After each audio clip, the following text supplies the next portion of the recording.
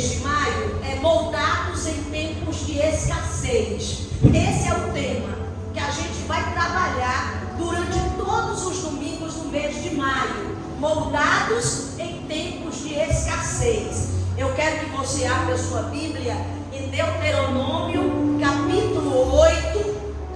E a mensagem de hoje é o Deus que prova no deserto. Então, quando a gente fala moldados em tempos de escassez, na verdade é uma série que hoje nasce da própria palavra de Deus, mas da experiência que a gente tem como cristão. Que a gente sabe que as lutas, que as adversidades, elas nos moldam, elas nos modelam, elas transformam a nossa vida e o nosso caráter, né? Deuteronômio capítulo 8, quem encontrou aí, diga glória a Deus. Versículo 2, aí diz assim: e te lembrarás de todo o caminho pelo qual o Senhor teu Deus te guiou no deserto, estes 40 anos, para te humilhar e te provar, para saber o que estava no seu coração, se guardarias ou não os seus mandamentos.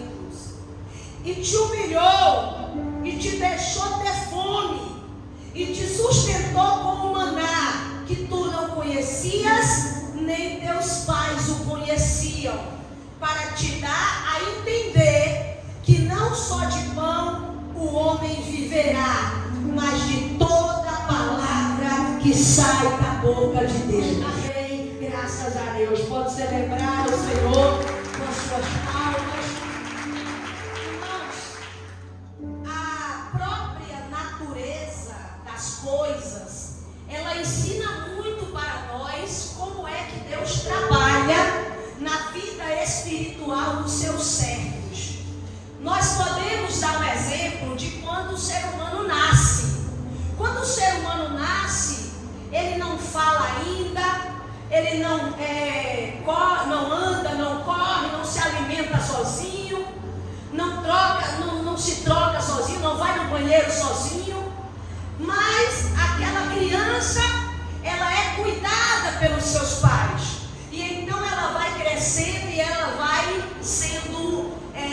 se tornando autônoma.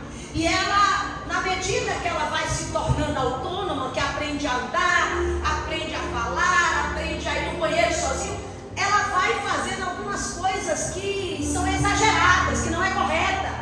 Mas aí o pai e a mãe vai moldando aquela criança. Não, meu filho, é assim que se come. Ele já come, mas você tem que ensinar as boas maneiras para o seu filho.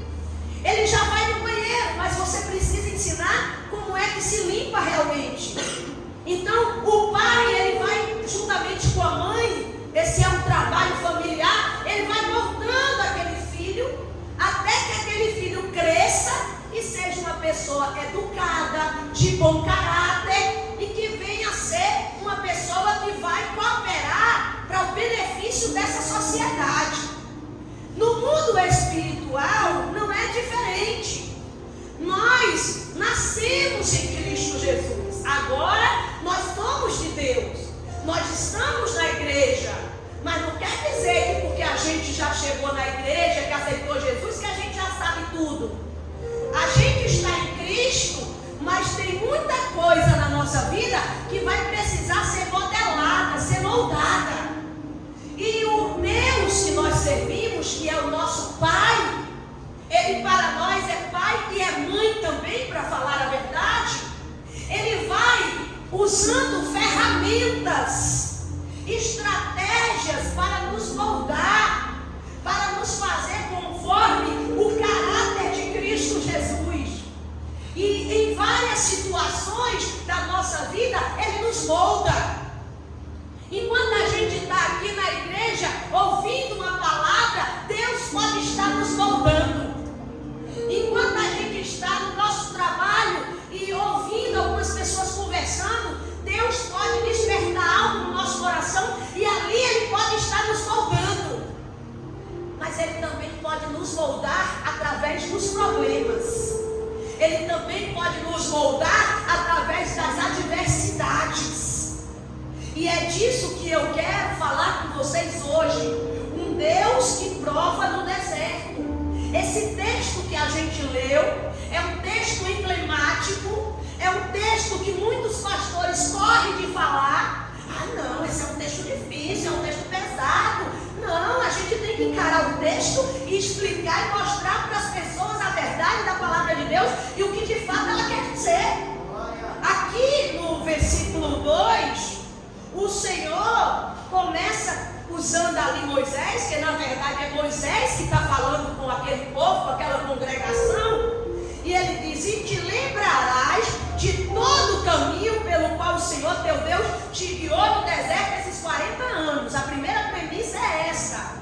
Ele está dizendo ao povo, o povo já tinha caminhado 40 anos no deserto, eles estavam já entrando na possessão da terra. Você sabe que a terra ela não foi possuída de uma vez só, ela foi possuída por partes, e aquele povo já estava chegando para a entrada da possessão da terra, já estava praticamente ali, quase que tomando posse do que Deus havia prometido. E Moisés, ele diz: olha, vocês estão aqui, vocês caminharam 40 anos, vocês já estão quase entrando na terra, mas uma coisa vocês precisam se lembrar agora, de agora em diante, isso precisa nortear o coração de vocês. Lembre que Deus foi quem guiou vocês durante todos esses 40 anos.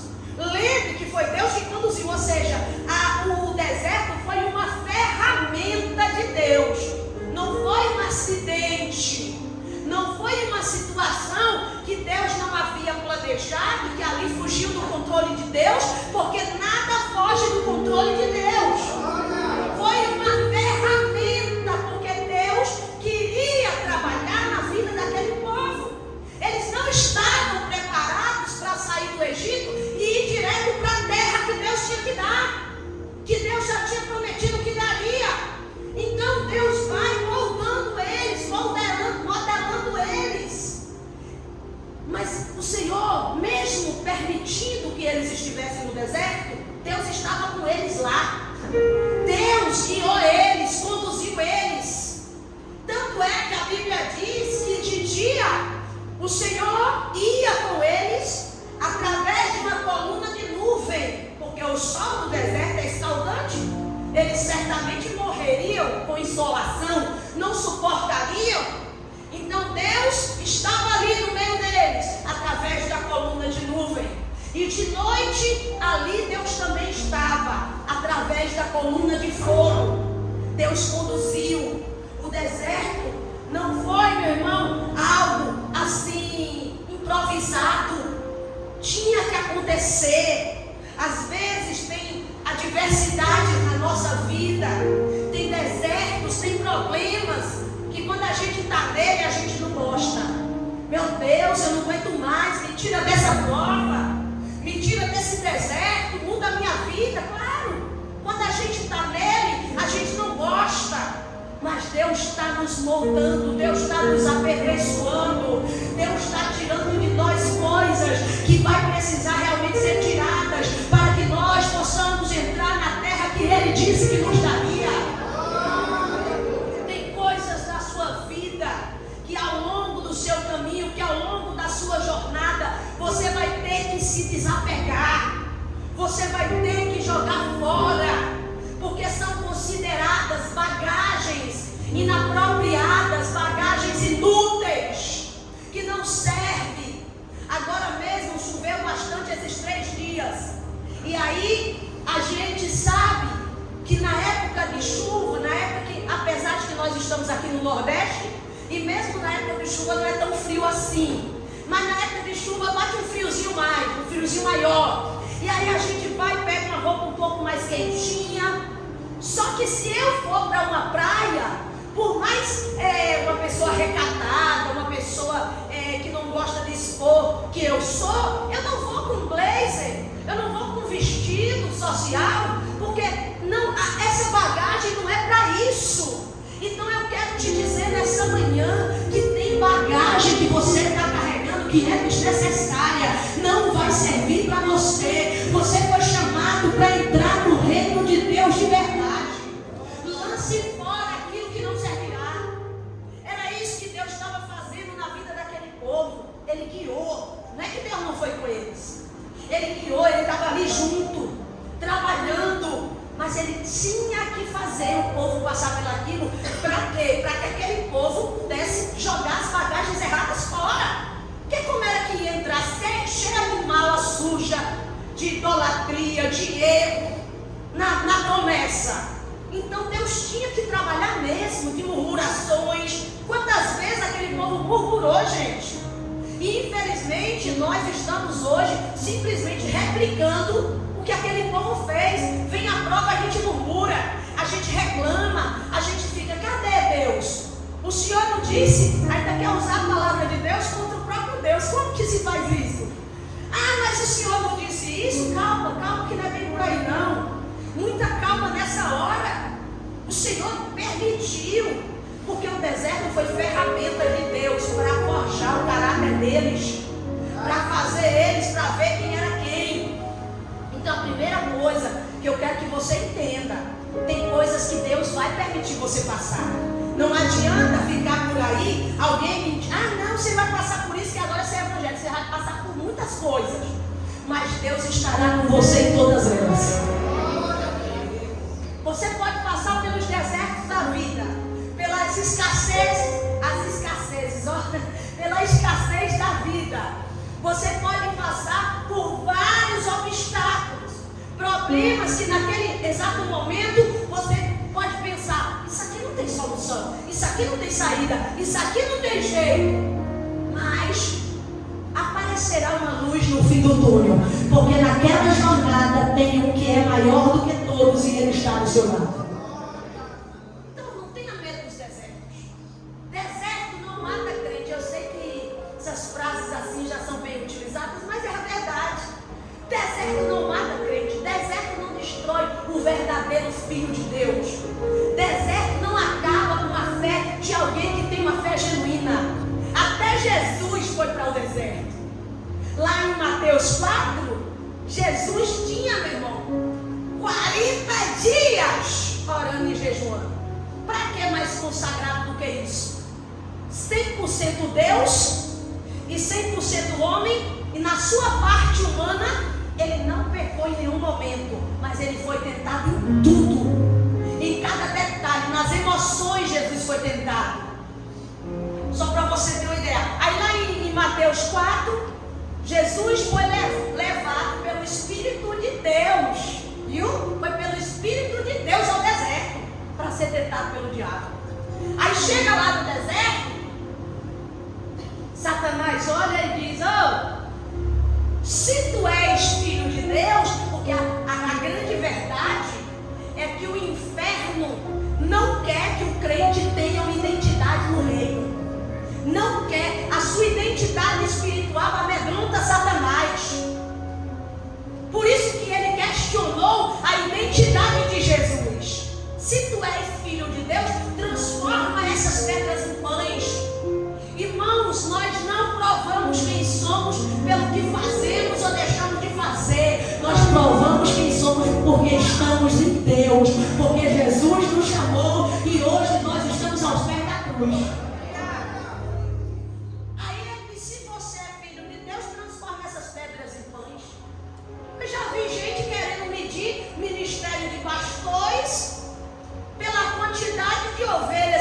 Se você é de Deus, você vai ter que ter muita gente na igreja. A Bíblia diz que Deus colocou uns como chefe de 100, de 50, de 1000, de 10 mil.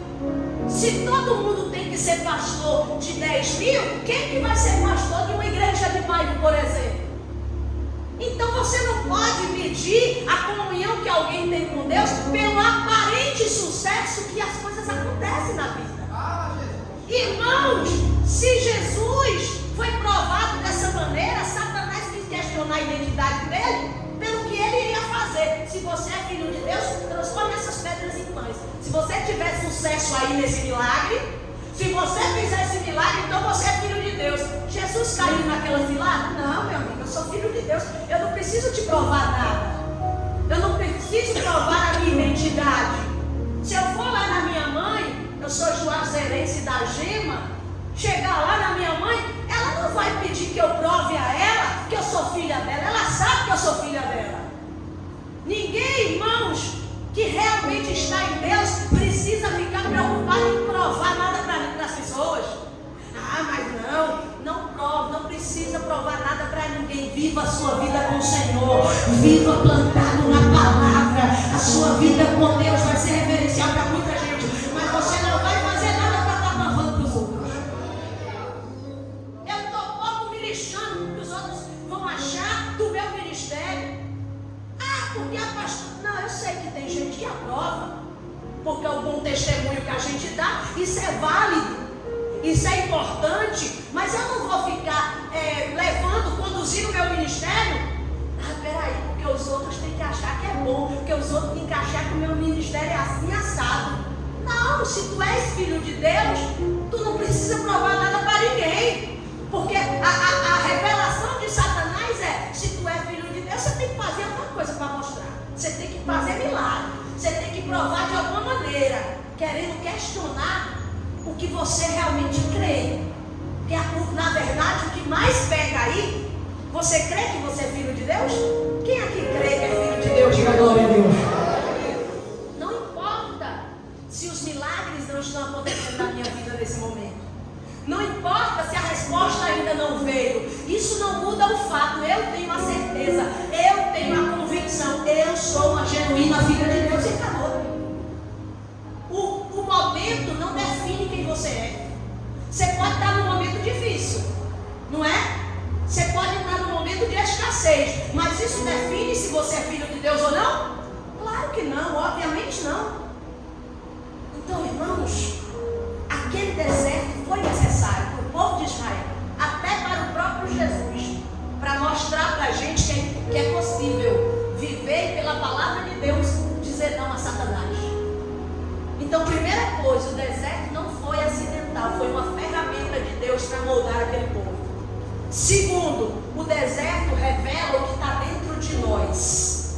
Olha o que diz aqui no versículo, ainda 2: e te lembrará de todo o caminho pelo qual o Senhor teu Deus te guiou no deserto esses 40 anos, para te humilhar e te provar, e para saber o que estava no teu coração, se guardaria ou não os seus mandamentos. Primeira observação: quando a gente vê o texto dizendo que Deus queria humilhar, a gente que não tem entendimento muitas vezes aqui, pessoas não têm entendimento da língua hebraica.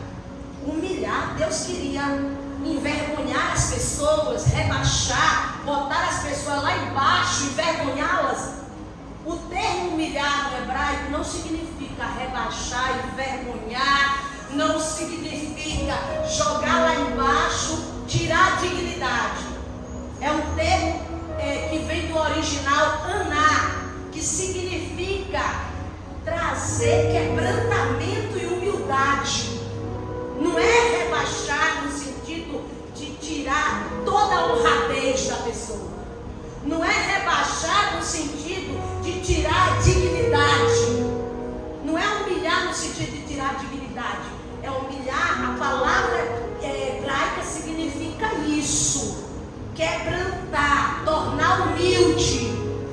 Então, o que Deus estava através do deserto ali fazendo era quebrantando aquele povo, porque eles eram duros, que o próprio Egito fez com que eles ficassem duros, porque também se eles fossem moles demais, eles quebrariam naquele Egito, ele não suportaria. Então, o que foi que Deus fez? Permitiu que eles passassem pelo deserto para quebrantar eles, para tornar eles mais humildes, para alinhar o coração deles com o Senhor. Vocês entendem isso?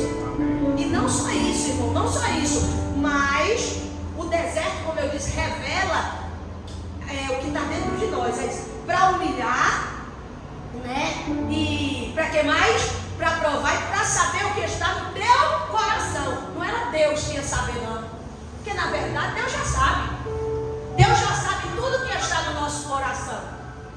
Quem aí entende que Deus sabe o que está no nosso coração? Diga glória a Deus. Deus já sabe tudo que está no nosso coração.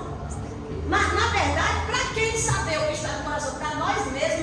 conhecermos, para nós mesmos sabermos o que está no nosso coração. Porque muitas das vezes nem nós nos conhecemos o suficiente. Você lembra de Pedro? Pedro se conhecia o suficiente? Vocês acham que Pedro, o apóstolo Pedro, ele se conhecia o suficiente, igreja? Irmão, ele chega diante de Jesus e diz assim: Jesus, ainda que todos te neguem, eu jamais te negarei. Olha se ele se conhece. Aí Jesus diz: pois eu te digo, Pedro, que ainda hoje, antes do galo cante, tu me negarás 3 vezes. Pedro: não, Senhor, não, vamos ver, né?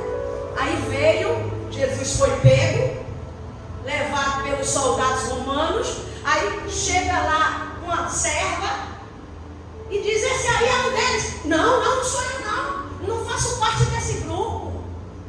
E assim aconteceu, negou 3 vezes, até xingou, até blasfemou, até injuriou. Por quê? Porque ele queria dizer: não faço parte desse grupo. Então quem conhecia ele na verdade era Jesus e não ele mesmo. Então quando a palavra diz para saber o que estava no coração, não era para Deus saber, para você mesmo saber o que está no seu coração, para você entender o que está dentro de você. Porque às vezes você acha: eu sou bonzinho, eu não mereço passar por isso. Aí Deus permite que as coisas venham para você se conhecer e ver que você não é tão bonzinho assim não. Estou certa? É assim ou não é?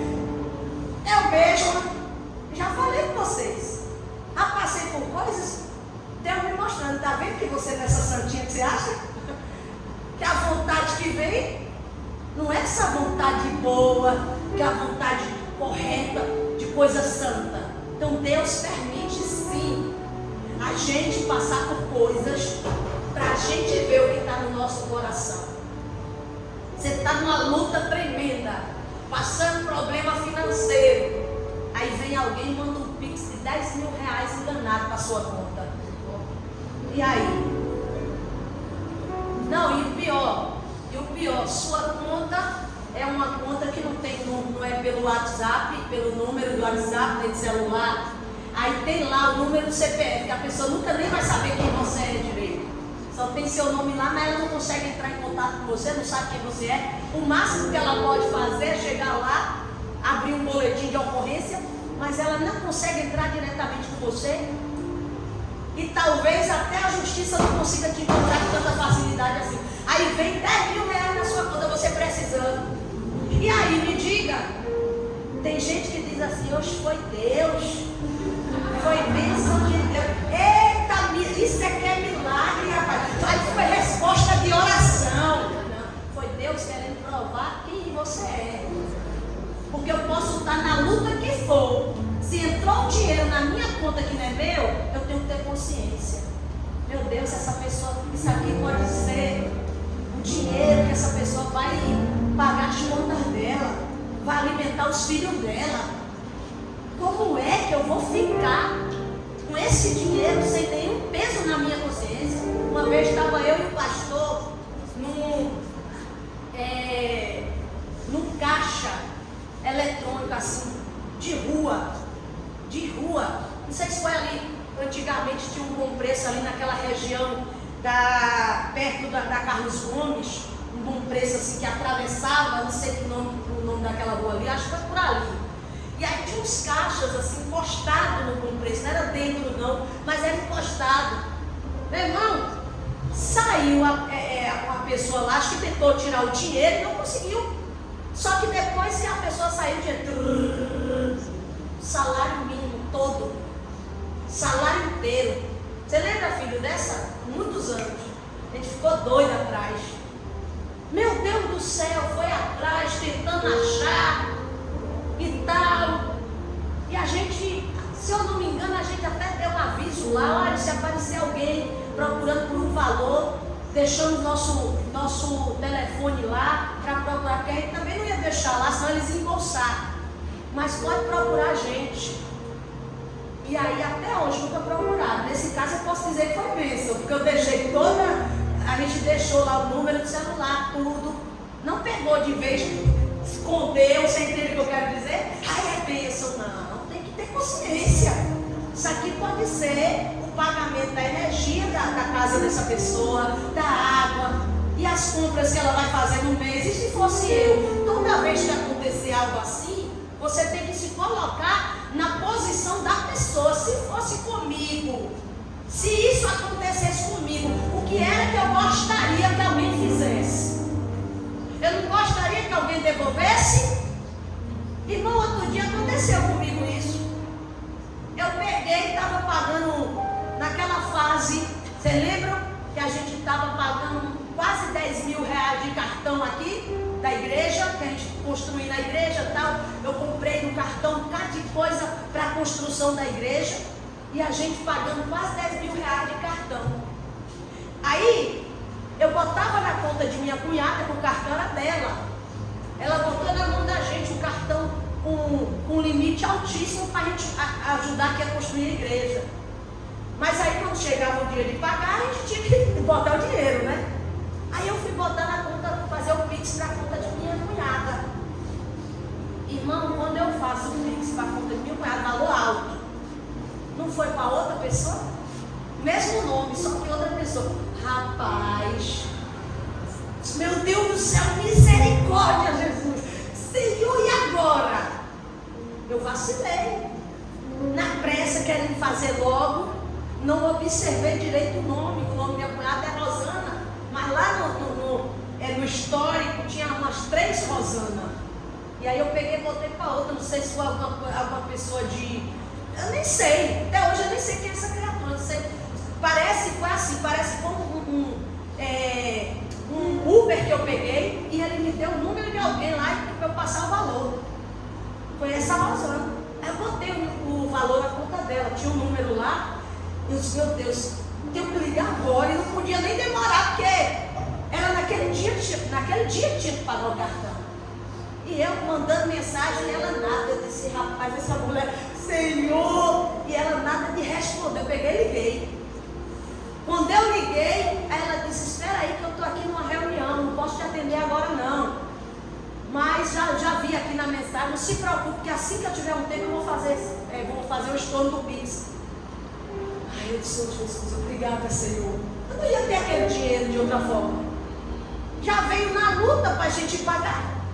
Aí eu me coloco no lugar de alguém que pode estar passando uma situação, então eu não posso ver como uma bênção. Ah, caiu na minha conta, se caiu não entra, não sai mais. Se caiu não sai mais, isso é engraçadinho. Isso pode dar cadeia. Isso pode dar cadeia, pode ter certeza. Mas independentemente se a pessoa não foi encontrada e ficar com aquilo que não é dela, porque isso aí é apropriação indébita, né? Indevida. Se você ficar com algo de alguém, você está se apropriando indevidamente do que não é seu. Mas não foi encontrado. Não me encontraram para me indiciar. Mas Deus te viu. Mas Deus viu a sua situação e você sabe disso. Então você sabe quem você é. Por isso tem coisas que acontecem, a gente tem que estar atento para mostrar para a gente, para revelar o nosso coração. O que estava acontecendo lá no deserto, as coisas eram para revelar o coração deles. Acontecia situações, até o coração de Moisés foi revelado como era.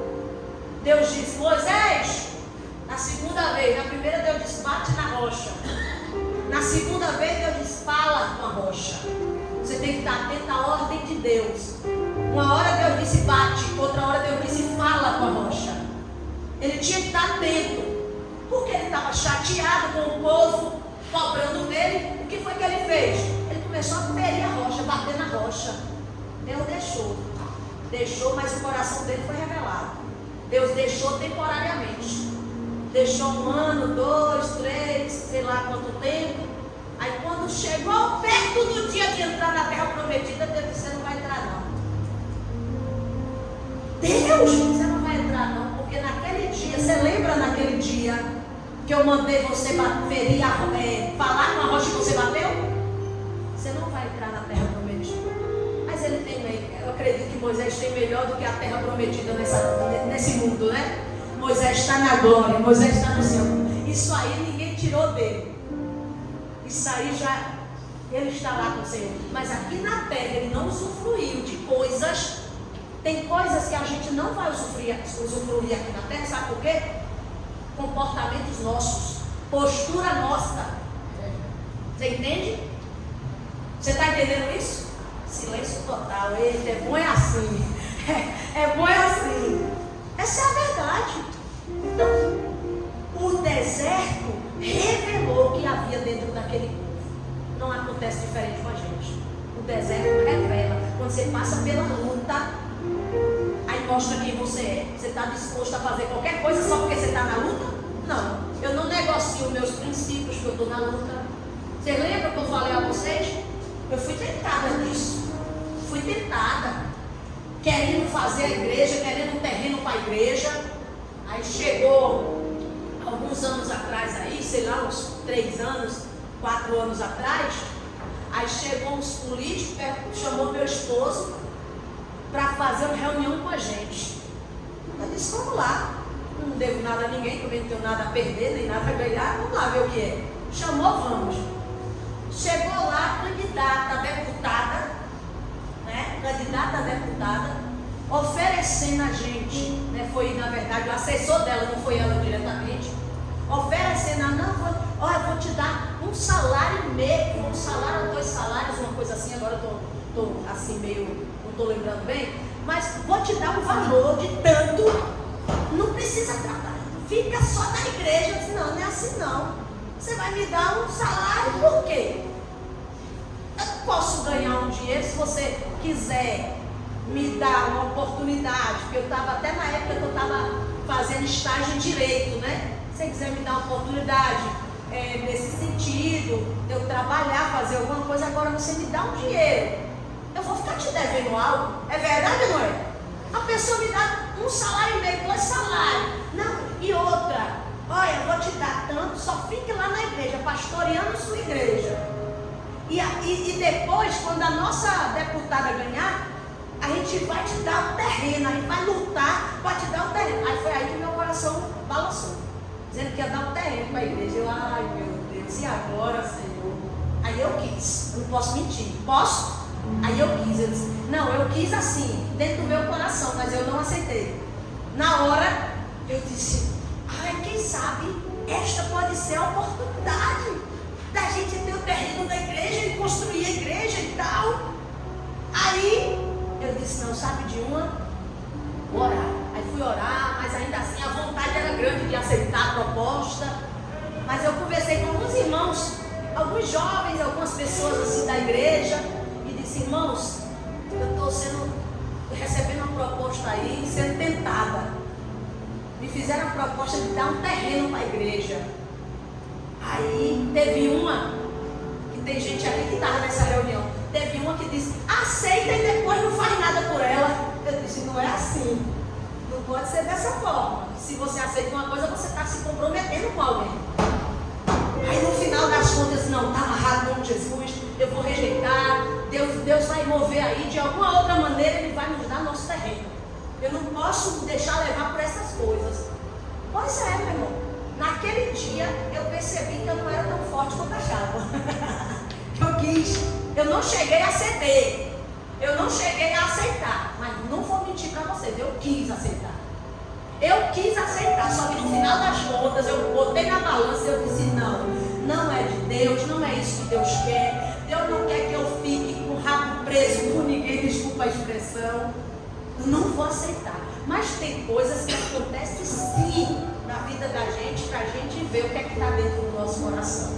E por último, no deserto aprendemos a depender de Deus. Aqui, olha no versículo de número, no finalzinho do número 3, diz assim, e Ele te humilhou e te deixou ter fome, te sustentou com maná que tu não conhecias, nem teus pais o conheciam, para te dar a entender que o homem não vive só de pão, mas de tudo que sai da boca de Deus ele viverá.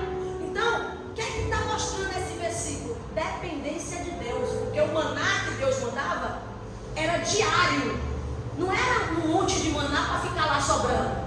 Deus mandava todo dia o maná, todo dia, porque eles precisavam depender.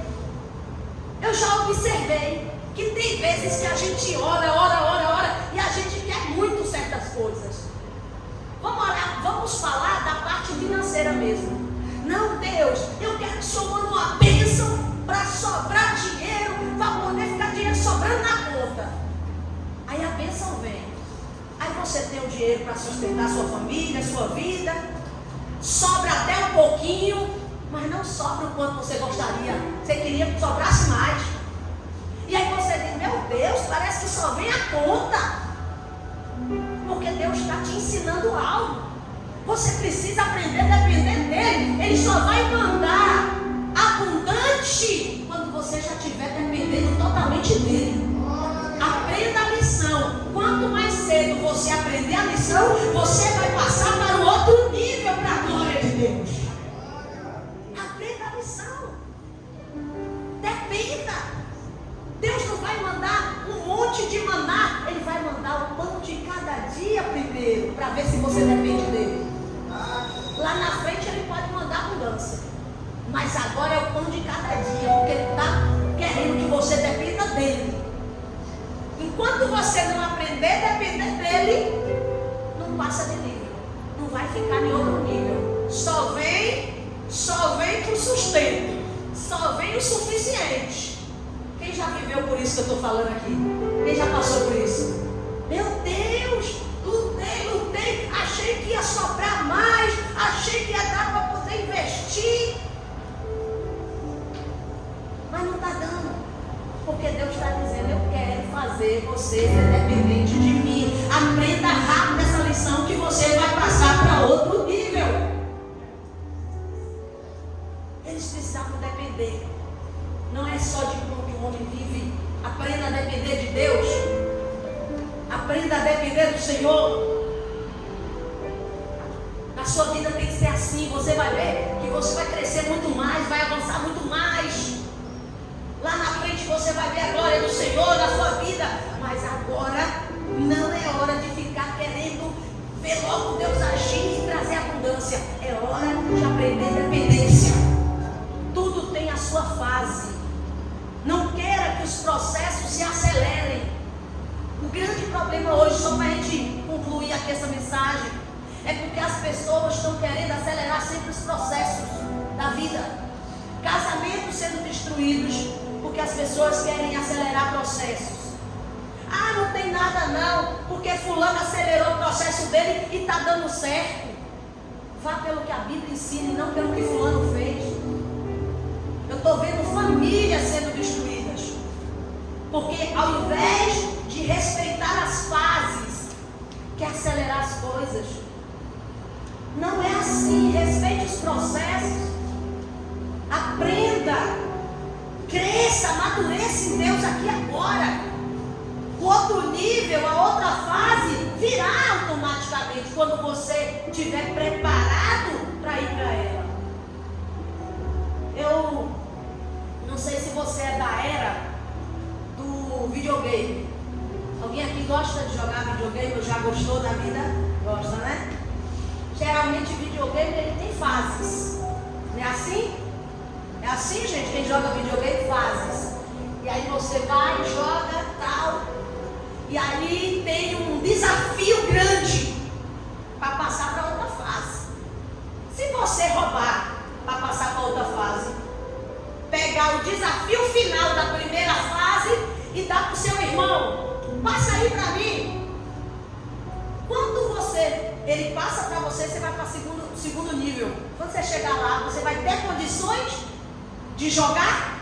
Não, porque você não passou pelo desafio. Aquele desafio é a prova que você está preparado para outro nível. Se você der para alguém assim, ó, passe aí para mim, vem sair para mim, aí ele vence, aí você vai jogar e você vai chegar no segundo nível, você vai ficar estagnado ali também. Vai ter que pedir ajuda a alguém para passar para você. Vai chegar no terceiro nível e vai ser um ciclo vicioso. Ou você encara e diz assim, ó, eu vou ter que passar. Eu vou ter que encarar esse desafio e vencer. Aí você está preparado para a próxima fase. No mundo espiritual é assim. Encare sua experiência agora, seu deserto agora, as situações que você está vivendo agora, os desafios e os que vierem com a força de Deus em frente, para que você esteja preparado para o próximo nível. Quem entendeu pode aplaudir Jesus.